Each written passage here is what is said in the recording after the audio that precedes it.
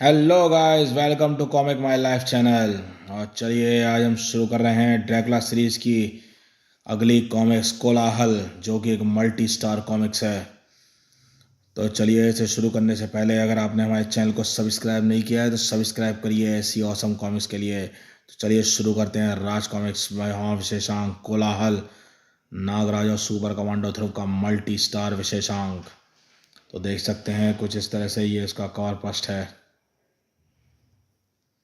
जीतिए लाखों रुपए के उपहार। इस विशेषांक में नागरा में मेगा कॉन्टेस्ट के प्रवेश पत्र। मैं यकीन नहीं कर पा रहा हूँ कि मेरे साथ ऐसा हादसा घटा है।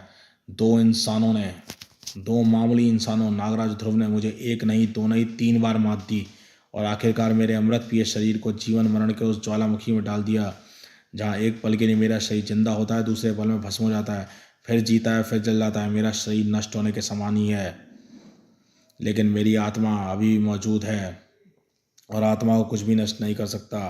पर इस रूप में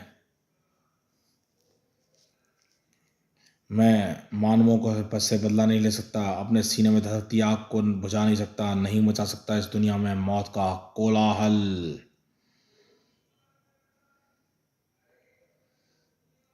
और मेरे शरीर को नष्ट करने में सबसे अहम भूमिका निभाई थी मेरे ही जैसे एक प्रेत ने, एक गद्दार प्रेत गुण ने। और उस गद्दार प्रेत को ड्रैकुला के कहर का सामना करना ही पड़ेगा।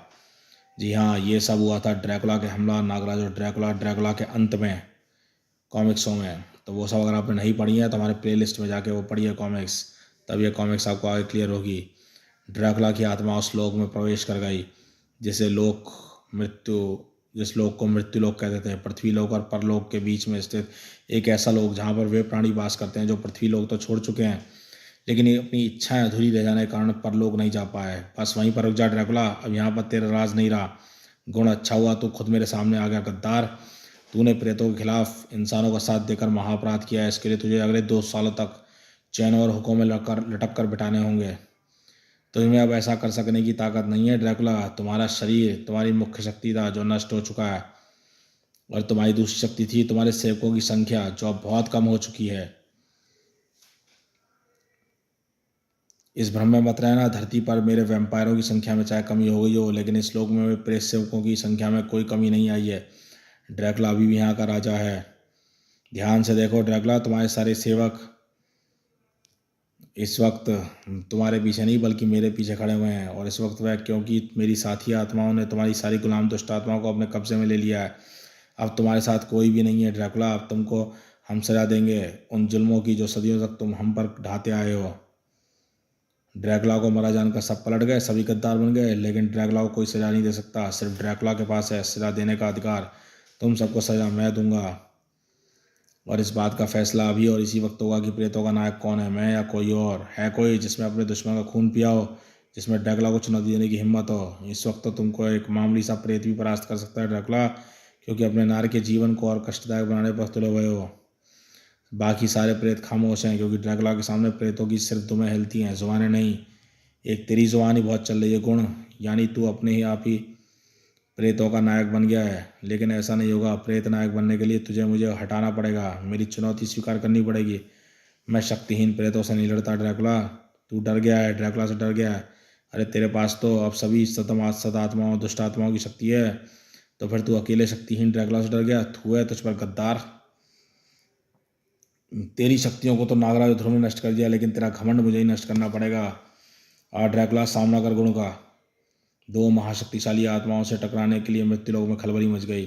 मैंने बहुत बड़ा खतरा मोल ले लिया। इस हालत में मेरा गुण से जीत पाना बहुत मुश्किल है, लेकिन मेरे पास इसके अलावा और कोई चारा नहीं है। मुझे गुण को हराकर प्रेतों पर फिर से अपनी सत्ता कायम करनी है, वरना मेरे सदियों में बनाया हुआ आतंक मिट जाएगा, और इसके साथ साथ मानवों में बदला लेने का मौका भी मेरे हाथ से चला जाएगा। घप घप। आज उसी प्रेत मंडली के सामने मैं तुझे तेरे पापों की सजा दूंगा ड्रैकुला, जिसको तेरे जिनको तेरे आतंक ने आज तक इतना डरा कर रखा है। वे तेरे जुल्मों को चुपचाप सहने पर मजबूर थे। आज के बाद तेरी आत्मा कभी आज़ाद नहीं घूमेगी। अब अनंत काल चक्र में तुझे कैद रहकर भीषण यंत्रता सहनी होगी। आह, ये जंजीरें मुझे बहुत कष्ट दे रही हैं, लेकिन मुझे ऐसा दिखावा करना है जैसे मुझ पर इनका असर ही नहीं हो रहा। क्या यही सदियों पुराने वार हैं तेरे पास गुण? जंजीरें ड्रैकुला को बांध कर रख नहीं सकती। लेकिन ये तुझे ज़रूर बांध कर रख सकती हैं। जानना चाहता है कैसे? ऐसे कुछ ही पलों बाद जंजीरों में बंधा गुण। अब बता किसने किसको सजा दी? तुम उस बच्चे की तरह खुश हो रहे हो ड्रैकुला, जो पत्थर से एक बोतल को फोड़कर अपने आप को निशानेबाज समझता है। अरे जिन जंजीरों को मैंने ही बुलाया है वे मेरा कहना मानेंगी या तेरा? गुण के इशारे पर चेन कड़ियाँ अपने आप खुलती चली गईं और ड्रैकुला को अपने शिकंजे में कसती चली गई। आहा, मैं इनसे जल्दी आज़ाद हो जाऊंगा गुण। फिर मैं ऐसी सजा दूंगा आहा जो नरक में यमराज ने भी किसी को आहा नहीं दी होगी। इन शिकंजों से तुम शायद आज़ाद हो जाओ ड्रैकुला, लेकिन ये शिकंजे तुमको जिस चीज़ से बांधने जा रहे हैं उससे तुम कभी आज़ाद नहीं हो सकते। ऐसी कौन सी कैद पैदा कर दी है तूने गुण? मैंने पैदा नहीं की, बल्कि नरक लोक से खास तेरे लिए आयात करवाई गई है ड्रैकुला। ले देख अपनी कैद को, घूर्ण स्तंभ को। आहा, तू वाकई बहुत शक्तिशाली हो गया गुण, शायद मुझसे भी ज़्यादा शक्तिशाली। मेरी तारीफ तुझको बचा नहीं पाएगी ड्रैकुला। अब यह घूर्ण स्तंभ तुझको पेंच की तरह घुमा घुमा कर धीरे धीरे नरक की तरफ ले जाएगा। 200-300 सालों में तुम नरक तक पहुंच जाओगे। तब तक यह घूर्ण स्तंभ तुझको यंत्रणा दे देकर नरक में मिलने वाली सजाओं को झेलने के लिए तैयार कर देगा। अगर मुझको नरक ही जाना होता तो मैं मृत्यु लोक में आत्मा बनकर ना भटक रहा होता। नरक में मैं जरूर जाऊंगा, लेकिन अभी नहीं। जब भी जाऊंगा तेरी आत्मा को खाकर जाऊंगा।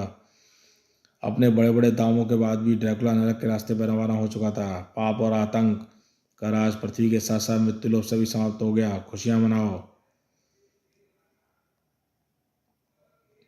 झूठ के पैर चाहे छोटे होते हो, लेकिन पाप की उम्र बड़ी लंबी होती है। पृथ्वी पर समुद्र के नीचे स्थित ज्वालामुखी में एकाएक हलचल शुरू हो गई, जिसके अंदर ड्रैकुला का शरीर लगातार बन रहा था और भस्म हो रहा था। और ज्वालामुखी फटा और लावा के साथ साथ ड्रैकुला का शरीर भी कुछ पल के लिए ज्वालामुखी से बाहर आ गया और फिर पृथ्वी पर अपने शरीर का फिर से बनना शुरू हुआ। मृत्युलोक में ड्रैकुला की आत्मा भी शक्तिशाली होने लगी और ड्रैकुला के लिए इतनी शक्ति बहुत थी, उसके ऐसे छुटकारा पाने के लिए पहले गुण स्तंभ के बंधन टूटते चले गए और उसके बाद गुण की बारी थी। तुम गुण स्तंभ से आज़ाद कैसे हो गए ड्रैकुला? खैर, आज़ाद हो गए तो ज़्यादा देर तक आज़ाद नहीं रहोगे। इस बार मैं तुझको एक ऐसी स्थायी कैद में प्रबंध करूंगा जिससे तुम कहीं बाहर नहीं आ पाओगे। आहा, मैं फिर मात खा रहा हूँ। मेरी शक्ति फिर से गायब हो गई। पर क्यों? ड्रैकुला की शक्ति आने और जाने का कारण था ज्वालामुखी के लावे के साथ बार बार ड्रैकुला के शरीर पर ऊपर उछलना और फिर ज्वालामुखी के लावे में समा जाना। इस तरह ड्रैकुला का शरीर कुछ पलों के लिए बनकर उसकी आत्मा को शक्ति देता था, फिर लावे में गिरकर भस्म हो जाता था। लेकिन कुछ मिनटों पलों के लिए मिल रही शक्ति भी ड्रैकुला के लिए बहुत थी। ड्रैकुला का यह वार गुण को हौसले परास्त करने के लिए काफ़ी था। पृथ्वी पर इस बार उस ज्वालामुखी की हलचल समाप्त हो चुकी थी और ड्रैकुला का शरीर आखिरी बार लावे के दरिया में डूब चुका था। ड्रैकुला की एक शक्ति समाप्त हो गई थी, लेकिन गुण की हार के साथ लाखों प्रेतों की स्वामी भक्ति की ताकत ड्रैकुला को फिर से मिल चुकी थी। ड्रैकुला की आत्मा एक बार फिर प्रेतों की नायक बन चुकी थी। अब तू सदियों तक ऐसे ही तड़पता रहेगा गद्दार गुण, और साथ ही इंसानों को तड़पता हुआ दिखेगा, क्योंकि अब ड्रैकुला पृथ्वी पर कोलाहल मचाकर अपने गुलाम प्रेतों की संख्या में वृद्धि करने जा रहा है। नहीं ड्रैकुला, तू हमारा नायक नहीं बन सकता। कौन? बार्डेलो? हाँ ड्रैकुला, जिसका शरीर नहीं वो आत्मा प्रेत नायक नहीं बन सकती। और अगर ऐसा हो सकता तो सदियों से तू नहीं मैं प्रेतों का सरदार होता। अब अगर तुझको मेरी बात पर ऐतराज हो तो इस मामले को हम ये लड़कर सुलझा सकते हैं। मेरा और तेरा झगड़ा आज से नहीं तब से चला आ रहा जब तू और मैं जिंदा इंसान थे, आत्मा नहीं। लेकिन मैं तुझको तब भी मात दी थी और अभी भी दे सकता हूँ। तू भला क्या खाकर मुझको मार दे सकता है ड्रैकुला? मैं तेरे हाथों मारा गया, तू मेरे हाथों मारा गया, लेकिन तू अपने राज्य के उस हिस्से को हमसे आज़ाद नहीं करा पाया जिस पर हमने कब्जा कर लिया। और आज भी तेरे राज्य के उस हिस्से पर हमारा कब्जा है। आज यहाँ बारडेलो का वंश का राज्य है। उस युद्ध में मेरा शरीर मत होने के बाद मैंने कहाँ खो गया था। अपने शरीर को तो मैं आज तक ढूंढ नहीं पाया। अगर आज भी तुम मुझको मेरा शरीर मिल जाए तो मृत्यु लोक पर मेरा राज होगा। मैं बनूंगा प्रेतनायक। वैसे भी मेरा शरीर अभी मौजूद है, बस मैं उस तक पहुंच नहीं सकता। हम दोनों के ही शरीर मौजूद हैं, लेकिन हमारी पहुंच से दूर हैं। लेकिन तू मुझसे ज़्यादा शक्तिशाली होने का दावा कैसे कर रहा है? जब तक तेरा शरीर राख बना हुआ था तब तक सधम ने आत्माओं पर राज किया। तब तब मैं भी चुपचाप तमाशा देखने के अलावा कुछ नहीं कर सकता था। इस संबंध में जानने के लिए पढ़ें विध्वंस, ये मल्टी स्टार कॉमिक्स। हमारे चैनल पे उपलब्ध है, जाकर पढ़िए प्लेलिस्ट में। लेकिन अब मैं और नहीं सहूँगा, आज मेरा मुकाबला होकर ही रहेगा, ताकि अभी और यहीं प्रेत नायक का फैसला हो सके। तेरे पास अगर दूसरे प्रेतों की वफादार शक्ति है तो मेरे पास भी मेरे प्रेत बने सैनिकों की स्वामी भक्ति की शक्ति है। तो फिर आप बारडेलो, देर किस बात की? जो हाल मैंने गद्दार गुण का किया है वही हाल मैं बागी बारडेलो करूंगा। भयानक टकराव था। दो अत्यंत शक्तिशाली दुष्ट आत्माएं एक दूसरे से टकरा रही थीं। एक साथ अपने गुलामों के प्रति वफादारी की ताकत थी, जो दूसरे के पास अपने स्वामी भक्त सैनिकों की भक्ति की शक्ति।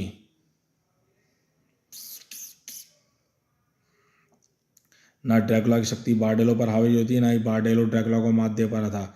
ऐसी स्थिति में युद्ध का एक ही नतीजा हो सकता था, मुकाबला बराबरी पर छोड़ना। हफ हफ, ऐसे तो ना मैं तुझसे जीत पाऊंगा, ना ही तू मुझसे, ना मैं तुझे मात दे पाऊंगा। फिर हम कैसे फैसला होगा? प्रेतों के महानायक का फैसला। बगैर लड़ाई के कोई हल निकालना होगा। वैसे एक तरीका मेरी समझ में आ रहा है। तो वो तरीका भी बोल कर देख ले ड्रैकुला। देख बारडेलो, अभी ना तो तेरे पास मेरा शरीर है, तेरे पास तेरा शरीर है, ना ही मेरे पास। हम अपने शरीरों को ढूंढकर हासिल करने की कोशिश करते हैं। इसके लिए हम 10 दिनों की अवधि तय करते हैं। जो पहले अपना शरीर ढूंढ कर लाएगा वही प्रेत नायक बनेगा। अरे वाह, तुझे तो पता है तेरा शरीर कहाँ है, लेकिन मेरा तो सारा समय उस जगह को ढूंढने में लग जाएगा जहाँ पर मेरा शरीर है। ऐसा नहीं होगा बारडेलो, मेरा शरीर ज्वालामुखी के अंदर गिरा तो जरूर था, लेकिन अब वह लावे की लहरों में बहकर धरती किस कोने में पहुँच गया ये भी मुझे नहीं पता।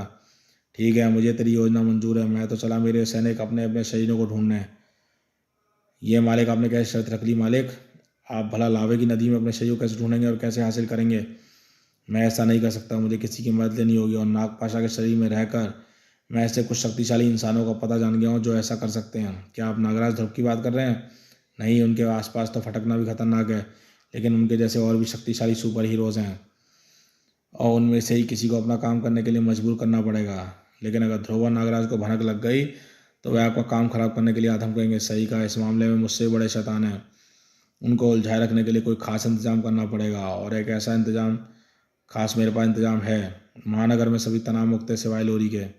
अब साधना करनी छोड़ो लोरी, और रोमानिया जाकर अपना ड्रैकुला के किले को संभालो। आखिर वह अब तुम्हारा किला है। खतरा अभी दूर नहीं हुआ है ध्रुव। मैंने ड्रैकुला के ज्वालामुखी में गिरने के बाद भी उसकी पाप तरंगों को महसूस किया है। वह कोई ना कोई वार जरूर करेगा, जल्दी करेगा। उस वार के इंतजार में बैठे तो रह नहीं सकते। फिलहाल तो मुझे वो राजनगर जाकर मैं छूटा हुआ काम संभालना है। अभी तुम्हारा जाना जरा मुश्किल लग रहा है ध्रुव, क्योंकि राजनगर जाने वाले मार्ग की तरफ मेरे सर्प खतरे के संकेत भेज रहे हैं। भीषण खतरे के संकेत। खतरा कुछ ज्यादा ही भीषण था,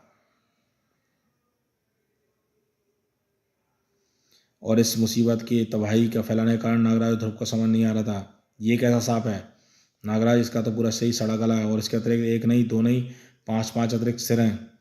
पता नहीं ध्रुव, ऐसा सांप तो ना मैंने मेरे कभी देखा है, ना ही इसके बारे में सुना है।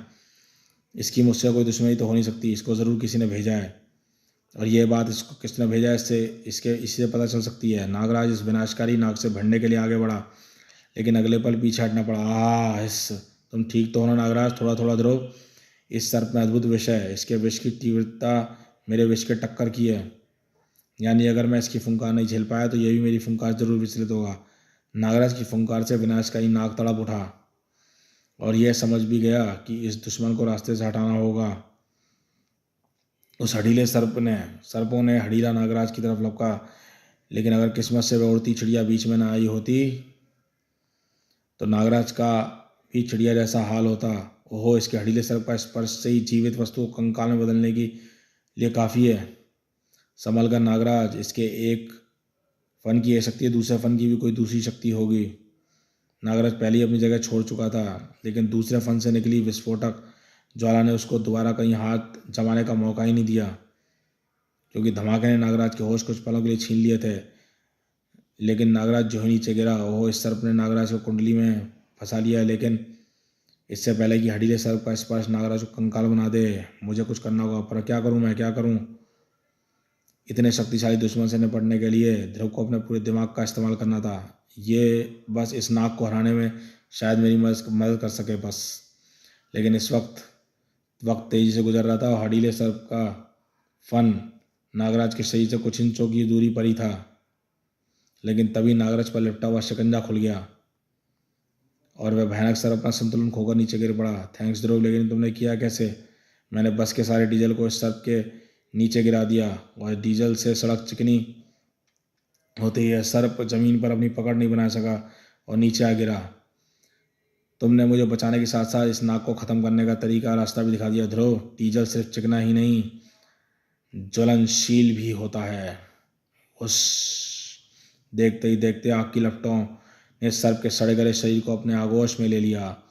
और ये तो कमाल हो गया नागराज, इतना बड़ा सांप देखते देखते ऐसे जल गया कि हड्डियां तक साबुत नहीं बची। तंत्र प्राणियों का ऐसा ही हाल होता है ध्रुव, लेकिन आज तक हमने अपने किसी दुश्मन को इतनी आसानी से नहीं हराया होगा। बस एक बात पता नहीं चल सकी कि वह ये कि इसको सर्प को किसने भेजा और क्यों भेजा था। इतना अफसोस मत करो नागराज, इस बार जब उस सर्प की मुलाकात हो तो पूछ लेना उसको किसने भेजा। लोरी, तुम जरा देर से आई हो, वह सर्प मर चुका है और अब मेरी उससे दोबारा मुलाकात नहीं होगी, ऐसा तुम समझते हो नागराज। ऊपर देखो, मैं फिर आ रहा हूँ, इंतज़ार करो। हे भगवान, यानी खतरा भी टला नहीं है, यानी इस सर्प के वापस आने का हम इंतजार करेंगे। लेकिन वह हमारे साथ ऐसा खेल क्यों खेल रहा है? वह इसलिए ताकि ये दोनों हमेशा आने वाली मुसीबत का इंतजार करते रहें और फिर मेरे मामले में टांग अड़ाने के लिए ना आ पाएँ। अब चलो सिंधौरी, मुझे अपने शरीर को पाने का इंतजाम करना है। लेकिन अपने शरीर को तक भला कौन पहुंच सकता है? जो काम तंत्र मंत्र और आत्मा की शक्ति नहीं कर सकती, वो विज्ञान की शक्ति कर सकती है। और मैं विज्ञान की शक्ति के द्वारा काम करने वाले एक सुपर हीरो को जानता हूँ, वह करेगा मेरा काम। उसको दिल्ली की छत परमाणु कहते हैं। आज के ज़माने में भी न जाने कैसे कैसे नाम रखते हैं। ये है वो कोलाइडर गैंग जिसको पकड़ने में मुझे तुम्हारी मदद चाहिए शीना। मैं जब भी इनको पकड़ने की कोशिश करता हूँ तो इन पर परमाणु वार करता हूँ या इनके पास भी जाता हूँ तो ये मुझ पर एक अजीबोगरीब लेज़र बीम का वार करते हैं जो मेरी परमाणु पावर को अनियंत्रित कर देता है और मैं इनको पकड़ नहीं पाता। मैं तुम्हारी मदद कैसे कर सकती हूँ परमाणु? मैं इनको पकड़ने जा रहा हूँ, ये फिर से लेज़र बीम का वार मुझ पर करेंगे। तुम दूर से ही धमाका करके वह यंत्र इनके हाथों से गिरा देना, बाकी मैं देख लूँगा। ऐसा ही, ओके, ऐसा ही होगा। तुम कहो तो पूरे गैंग को ही धमाकों से उड़ा दूँ परमाणु? नहीं शीना, हमको किसी की जान नहीं लेनी है। आहा, आजा आजा परमाणु, तू फिर से पिटने के लिए आ गया। अच्छा किया, क्योंकि जितना तुझको पीटने में मज़ा आता है उतना ही मज़ा हमको तुझे पीटने में आता है। ओह, मेरी शक्तियाँ फिर से अनियंत्रित हो रही हैं। इन्होंने फिर फुर्ती से मुझ पर वार कर दिया। शीना को अपने मानसिक धमाके का मौका ही नहीं मिल पाया होगा। मुझे इस बार अपनी शक्तियों का पूरा जोर लगाकर नियंत्रित करना होगा, पर मैं ऐसा करूँगा कैसे? उफ उफ, परमाणु क्या सोचेगा कि मैं मुझको मदद के लिए लाया और मैं समय रहते उसकी मदद नहीं कर पाई। पर मैं भी क्या करूं? मैंने आज तक इतने बड़े बड़े निशानों पर धमाके किए हैं, हाथ में थमी लेज़र गन जैसी छोटी चीज़ पर मैं कैसे अपना निशाना नहीं लगाया? कंसंट्रेट करो शीना, कंसंट्रेट। ओह नो, पहला बार निशाना साधा कर किया और बीच में ही परमाणु आ गया। मैं परमाणु पर सीख नहीं चलूँगी। अगर परमाणु की जान बचानी है तो मुझको अपने तरीके से वार करना होगा, बड़े निशाने पर। इस बार शीना ने उसके हाथ को उखाड़ दिया जो गन को थामे हुआ था। मेरा हाथ, मेरा हाथ। लेकिन लेज़र गनें अभी और भी थीं और परमाणु को भी पूरी तरह से अपने ऊपर नियंत्रण पाना बाकी था। इस बार दो धमाके हुए। पहले धमाके ने तो रस्सी को ही तोड़कर लेज़र गन का निशाना ही बिगाड़ दिया और दूसरे धमाके ने परमाणु को अपनी तरफ बढ़ती लेज़र बीम के रास्ते से दूर फेंक दिया। अगर परमाणु ने इस बार अपने आप को पूरी तरह से नियंत्रण नहीं पा लिया होता तो दोनों लुटेरे अपनी सारी हड्डियाँ तोड़वा बैठते। वो बाल बाल बचे गुंडे। शीना से मुझे थोड़ी ज़्यादा समझबूझ की उम्मीद थी। और फिर थैंक्स शीना, लेकिन मुझे ये उम्मीद नहीं थी कि मेरी मदद करते करते तुम इतनी बेकाबू हो जाओगी। शुरुआत में तो मैं अच्छे मूड में थी, लेकिन तुमको मुसीबत में देखकर मेरा दिमाग घूम गया। तुम्हारा बाल बाका भी हो, ये मुझे बर्दाश्त नहीं है। आई लव यू परमाणु। इसलिए मैं बाल नहीं रखता शीना, ताकि मेरा बाल बाका ना हो और ना मुझे गुस्सा आए। यही है हमारा शिकार सिंधौरी। यह लड़की हमारे शिकार की कमज़ोरी है। शिकार को काबू में करने का काम शुरू कर दो। खैर चलो, जो मैं चाहता था हो गया। अब तुम्हारी मदद से मैंने तुमको क्लाइवर गैंग को पकड़ लिया। अब बस हमको इनको जेल पहुंचाना बाकी है। यह काम मैं कर दूंगा। अब तुम सीधे घर जाओ। अरे, अब क्या हो गया? ये कटा हुआ हाथ तो एम्बुलेंस वाले ले जाना भूल गए। इस कटे हुए हाथ से उस घायल गुंडे के शरीर को कैसे जोड़ा जाएगा? कोई बात नहीं, मैं इस हाथ को अस्पताल पहुंचा देता हूँ, फिर वहीं से पुलिस स्टेशन चला जाएगा। लेकिन उस हाथ को उठाने की जरूरत नहीं पड़ी। क्योंकि वह हाथ अपने आप ही हवा में उठ पड़ा। अरे ये क्या हो रहा है परमाणु, ये तुम कर रहे हो? नहीं शीना, मैं कुछ नहीं कर रहा। फिर ये चमत्कार कैसे? आहा, लेज़र बीम का निशाना इस बार शीना थी, और इस बार शीना की शक्तियां अनंतित होने वाली थी। चारों तरफ धमाके ही धमाके होने लगे। ये क्या हो रहा है? ये काम तो क्लाइवर गैंग वालों का नहीं हो सकता। ब्राम ब्राम ब्रोम ब्रोम, हमारी जान खतरे में है, हमको खोलो, भागने दो। ब्राम शट अप, अब मुझको ही काम करना पड़ेगा। जो मैं नहीं करना चाहता था, मुझे शीना पर वार करना होगा। परमाणु ब्लास्ट के उस वार ने शीना के होश आवाज छीन लिए। अब मुझको इस हाथ को साथ साथ शीना को भी अस्पताल लेकर पहुंचना होगा। हे भगवान, बस इसको ज़्यादा चोट ना लगी हो। लेकिन परमाणु का डर बेबुनियाद नहीं था, क्योंकि दोनों गुंडों को पुलिस स्टेशन पहुंचाकर जब परमाणु अस्पताल लौटा, चिंता की कोई बात नहीं है परमाणु, Sheena is all right, perfect. कुछ ही देर बाद वह होश में आ जाएगी। और हाँ, उस गुंडे के कटे हाथ को जोड़ने में ऑपरेशन भी कामयाबी चल रहा है। उसका हाथ फिर से उसके शरीर का हिस्सा बन जाएगा। लेकिन डॉक्टर, वह हाथ अपने आप हिला कैसे था? और उसने लेज़र बीम कैसे चला दी थी? अंगों के कटने की काफ़ी देर बाद भी उसमें हरकत बनी रहती है। परमाणु छिपकली कटी पूछ देखिए कभी उसमें। या ये आवाज़ तो शीना के कमरे से आ रही है, कुछ गड़बड़ है, चलिए डॉक्टर जल्दी। वह कमरा अब कमरा नहीं रह गया था। ओ माय गॉड, ये क्या हो रहा है? ये पूरा कमरा एक छोटा सा नरक बन गया। ऐसा लग रहा है जैसे मैं कोई भूतिया फिल्म देख रहा हूँ। ओ शीना, क्या हो गया तुमको? तुम्हारे चेहरे को क्या हो गया है? ऐसी हरकतें तुम क्यों कर रही हो? तेरी प्रेम शीना, ओ शीना, तूने परमाणु का दिल छीना छीना। तेरी प्रेम का बदन अब हमारे कब्जे में है। परमाणु अतृप्त आत्माओं की टोली कब्जे में है। तो दोस्तों, इस कोलाहल मल्टी स्टार कॉमिक की इस कॉमिक को पार्ट 1 हम यहीं पर रोकते हैं और मिलते हैं इसके अगले पार्ट 2 की वीडियो में। तो देखते रहिए कॉमिक्स माई लाइफ चैनल।